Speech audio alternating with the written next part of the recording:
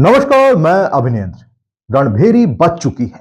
चुनाव आयोग के 7 चरणों में मतदान कराने के ऐलान के साथ ही अगले 3 महीने पूरा देश चुनावी रंग में रंग जाएगा।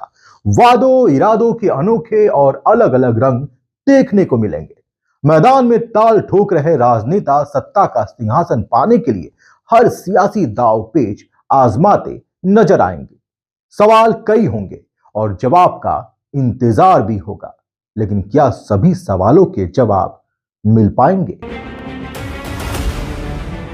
You had said in your speech that there should be no hate speech. There will be a calibrated approach to code violations.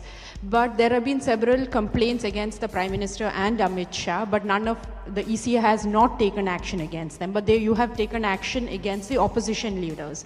So even if you take a calibrated approach, so won't it be the opposition leaders who get picked up more, who will get notice from you more than the ruling party leaders?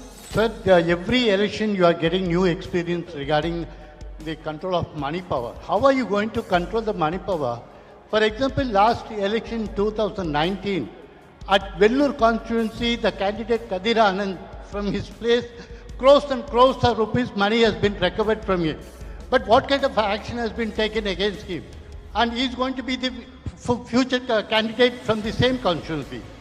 I would like to ask कि जो आपने बताया कि 3500 करोड़ रुपए को seize किया, उसके बाद कार्रवाई कितने लोग जेल गए, कौन कौन सी पॉलिटिकल पार्टीज इन्वॉल्व थी, और जो लीकर सीज किया गया उसमें कितने केसेस रजिस्टर हुए, उसकी डिटेल्स इलेक्शन कमीशन हमारे साथ कभी शेयर करता नहीं है आफ्टर द इलेक्शन हैपन्स। झूठ के बाजार में रौनक तो बहुत है, गोया बुलबुले जैसी तुरंत ही फट जाती है।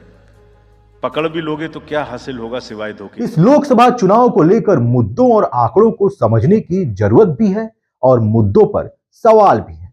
क्या जम्मू कश्मीर और लद्दाख में 370 के खात्मे का रंग दिखेगा? क्या गुजरात में 3 दशक से खड़ा हुआ भाजपा का अभेद किला कोई भेद पाएगा? हिमाचल प्रदेश में बगावत के चलते कांग्रेस संकट में है, तो क्या इसका असर चुनाव पर पड़ेगा? पंजाब में किसान आंदोलन के बीच बहुध्रुवीय लड़ाई दिख रही है, क्या भाजपा इसका सामना कर पाएगी? क्या हरियाणा में विपक्ष के लिए महिला पहलवानों के कथित यौन उत्पीड़न व किसान आंदोलन का मुद्दा काम आएगा, या ब्रांड मोदी ही कमाल दिखाएगा? लोकसभा चुनाव में सबकी निगाहें एक बार फिर से हिंदी पट्टी के 10 राज्यों पर है। लोकसभा में 225 सांसद भेजने वाले यह 10 राज्य आजादी के बाद से अब तक दलों गठबंधनों के लिए दिल्ली का रास्ता तैयार करते हैं। बीते चुनाव में इन्हीं राज्यों में दमदार प्रदर्शन ने भाजपा की लगातार दूसरी बार अपने दम पर सत्ता हासिल करने की हसरत पूरी की, तो इन्हीं राज्यों के मतदाताओं ने कांग्रेस के लिए सत्ता का सूखा खत्म करना तो दूर, प्रतिष्ठा बचाने लायक भी नहीं छोड़ा। इन 10 राज्यों के मतदाताओं में हिंदुत्व, राष्ट्रवाद और सामाजिक न्याय के प्रति गहरा आकर्षण रहा है। बीते चुनाव में इन तीनों ही मोर्चे पर भाजपा बेहतर बूथ प्रबंधन और बेहतर रणनीति की बदौलत अपने विरोधियों पर भारी पड़ी। कांग्रेस को जहां इन राज्यों में अपने दम पर महज 5 सीटें आई थीं, वहीं भाजपा ने अपने दम पर 177 तो सहयोगियों के साथ 203 सीटें जीतकर विपक्ष की कमर तोड़ दी थी। हिंदी पट्टी में उत्तर प्रदेश के पास 80 सीटें, बिहार के पास 40, मध्य प्रदेश के पास 29, झारखंड के पास 14, राजस्थान के पास 25, हरियाणा के पास 10, दिल्ली के पास 7, उत्तराखंड के पास 5, हिमाचल के पास 4 और छत्तीसगढ़ के पास 11 सीटें हैं।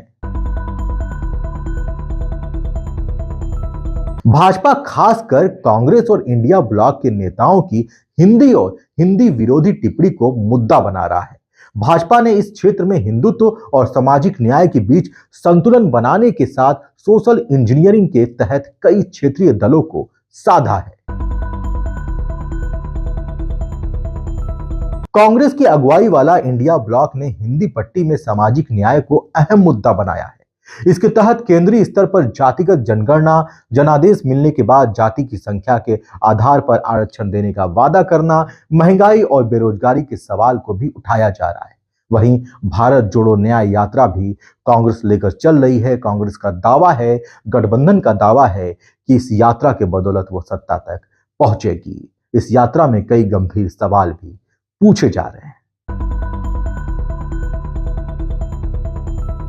बीते चुनाव में हिंदी पट्टी ने ही भाजपा की लगातार दूसरी बार धमाकेदार जीत की पटकथा लिखी थी।